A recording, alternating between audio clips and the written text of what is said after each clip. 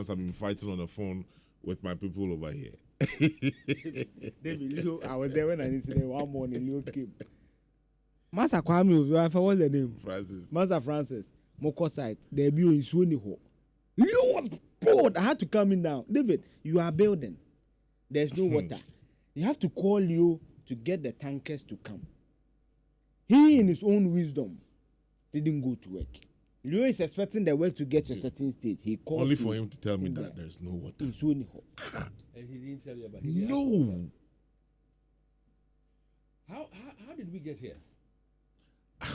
How did we get here? Because I in my early stages in life know the Ghanaian to be hardworking, dedicated, committed, and know his job.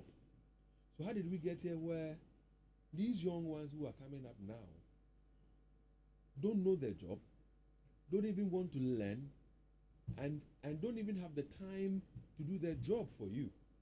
You know, there are instances where, for example, you expect that whilst the job is being done, they do it at a certain time.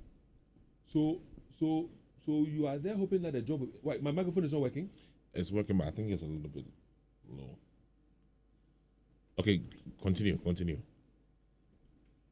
So what I'm trying to put across is it better? Yeah, it's better. So what I'm trying to put across is this. So they don't even know the speed of time to work on your stuff with. So yeah.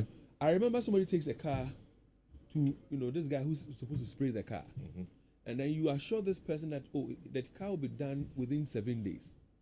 He pays you in full, hoping that within 7 days, the car would have been sprayed for him to get his car.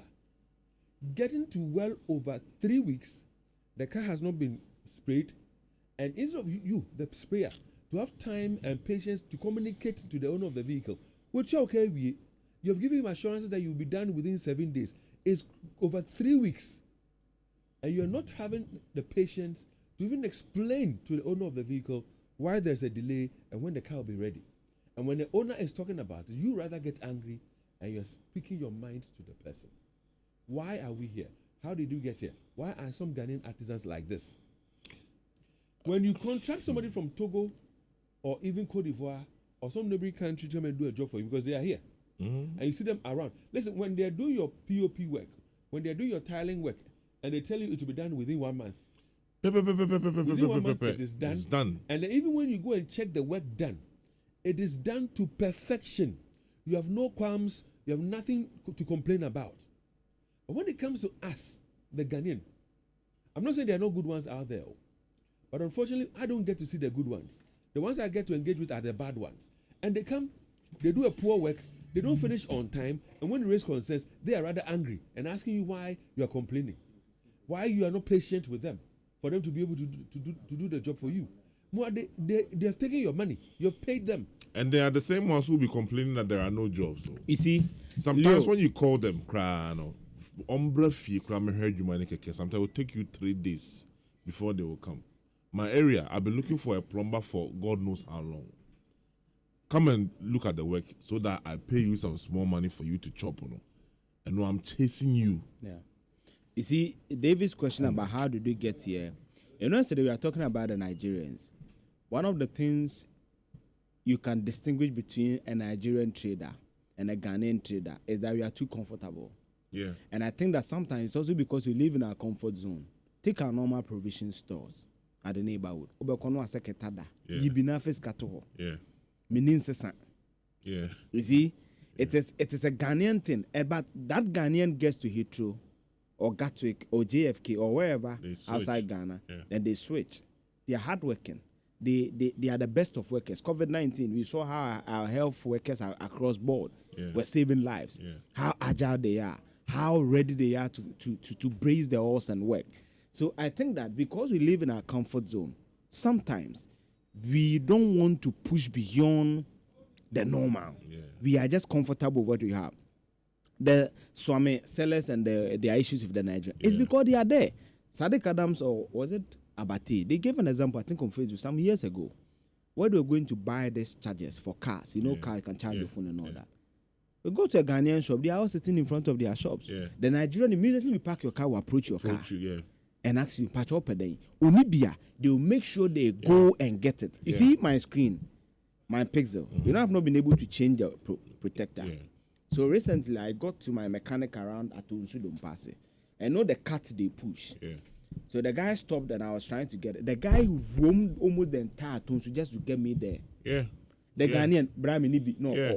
So You know, a Nigerian, when they are even closing their shop, yeah. and then you get there, just about when they are putting the padlock there, because they will unlock the door, go back into the shop and get you what you are buying. But I have not do because my phone. So David, it is a subculture. If you say how did we get it, it's a subculture that has fed into how we behave.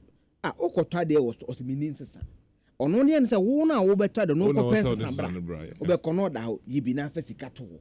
All those things. And David, you see also I feel that we've not been able to, because of our own system, to put in checks and balances. And that is where the MMDA is also coming. Standardization. If you have certain, now for example, one of the best services I've had in the last month was when I went to DO, what was the name? No.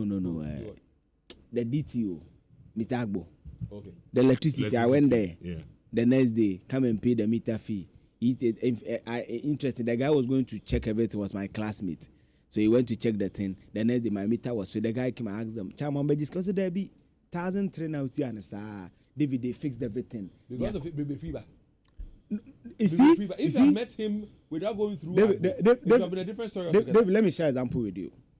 When you go to the ECG, and I'm not justifying for them because they give you meter. I paid for it, by the way.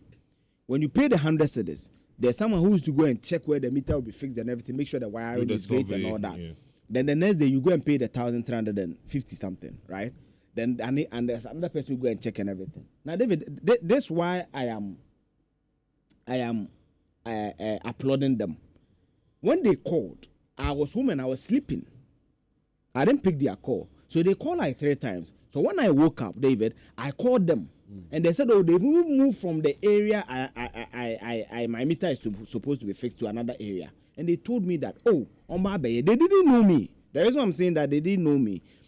So the gentleman said, "You call me back in 30 minutes to give you an update whether they will show up or not." In fact, he called me exactly within 30 minutes. But it went to ECG. And I'm sure Mr. Abu would have said, "Oh, this is somebody I know. Go and do his work for him." David, and that is why they were. That's where the command was coming from. David, you may be right.